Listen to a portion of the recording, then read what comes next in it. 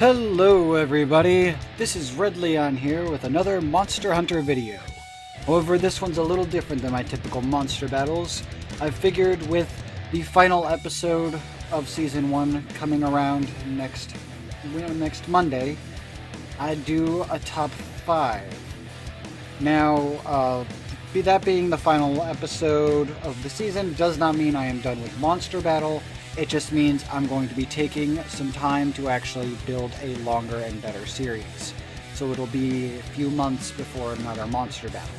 In the meantime, I'll be doing other weird things like uploading Kitten's art, taking challenge requests, random Let's Plays, yada yada yada. But as for now, I'm going to do the top 5 monsters that have influenced me throughout my playthrough of the Monster Hunter series. These monsters in no way reflect anything other than my own personal opinion and how they affected me as I grew with the Monster Hunter series. So, without further ado, let's jump into it.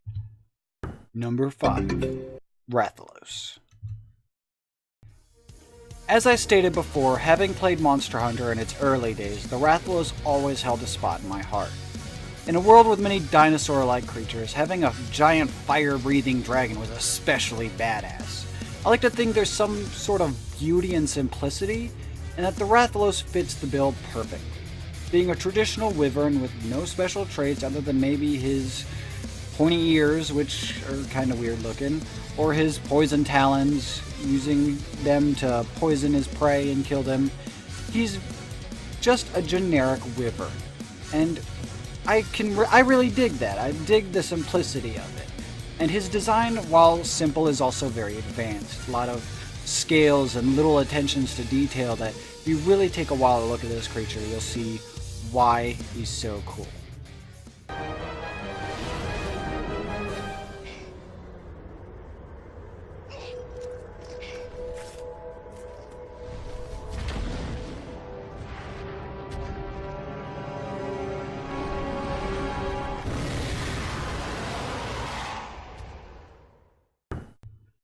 Number 4. Zamtrios. If there was ever a monster I would love to have as a pet, it would be the Zamtrios. Just maybe a bit smaller, like the baby ones or something. This shark-frog hybrid interested me the moment I saw it. I mean, I'm a big lover of amphibians and sharks and dragons and cool animals like that in general. And then when I saw him inflate himself like a balloon, I was rolling on the floor laughing so hard. His derpy abilities make him adorable. His awesome ability to cover himself in ice was always struck me as badass. And he was just an all-around fun and cool monster, and easily placed on my top 5.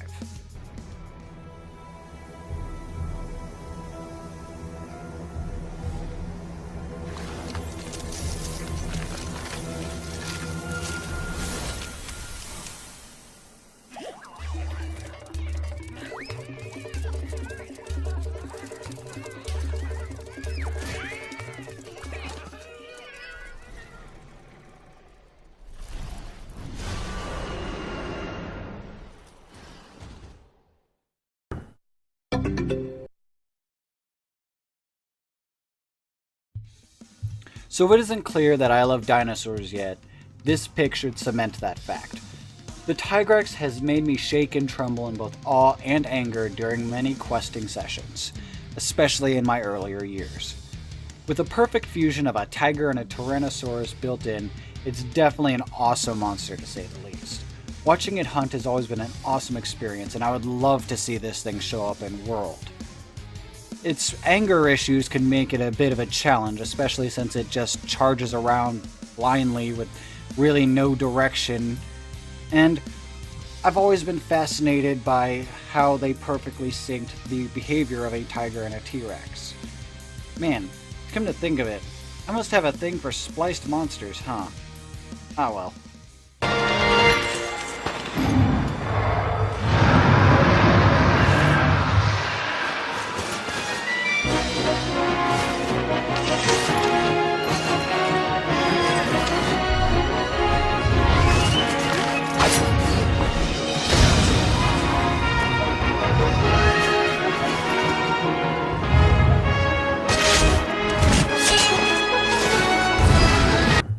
Number 2. Shigeru Magala. Monster Hunter 4 Ultimate is by far the best Monster Hunter game I've played, with an exception of World. I even prefer it over Monster Hunter Generations. Fight me, Glavenus. The game was just beautiful with the things it added, and it made it a simple, or it kept the Monster Hunter feel without getting overly flashy. And the Shigeru Magala was the perfect final boss monster for that game.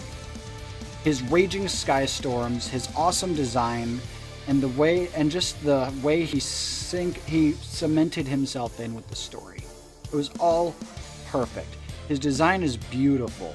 I mean, I've always loved the Elder Dragons for their original dragon appearance. You know, they are 4 legs, 2 wings.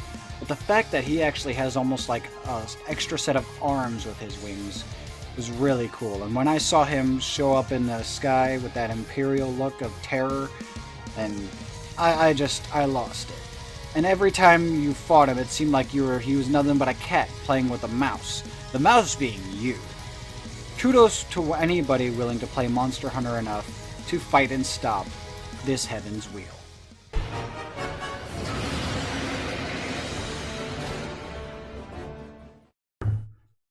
Honorable mentions.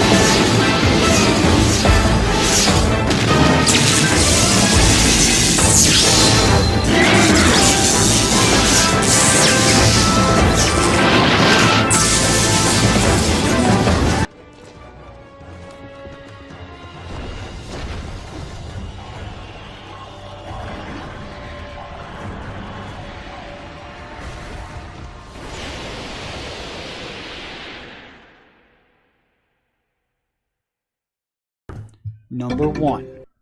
A Cantor. Alright, here he is.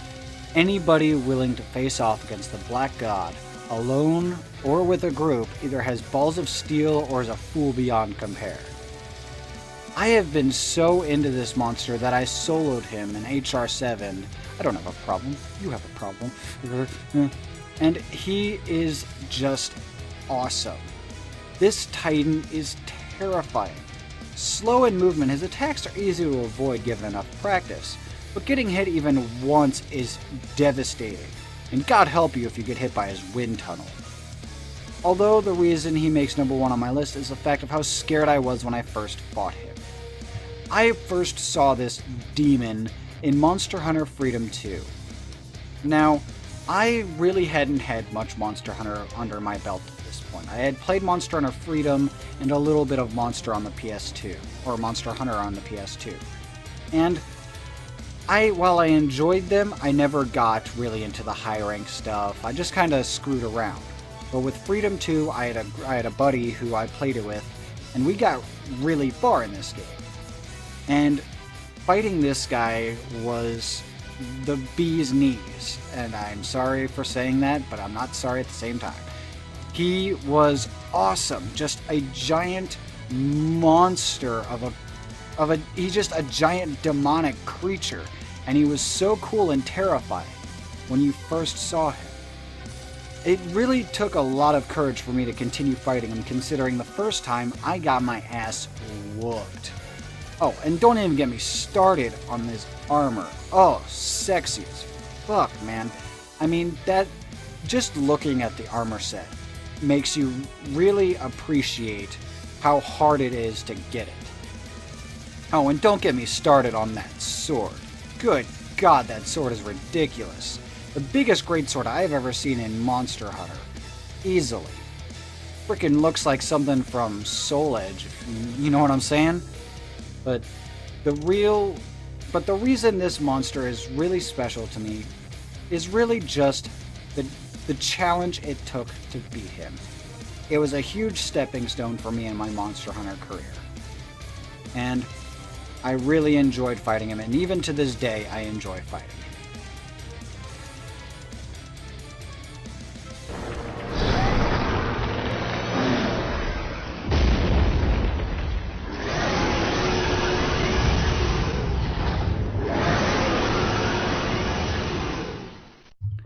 So there it is, my top 5 monsters of Monster Hunter.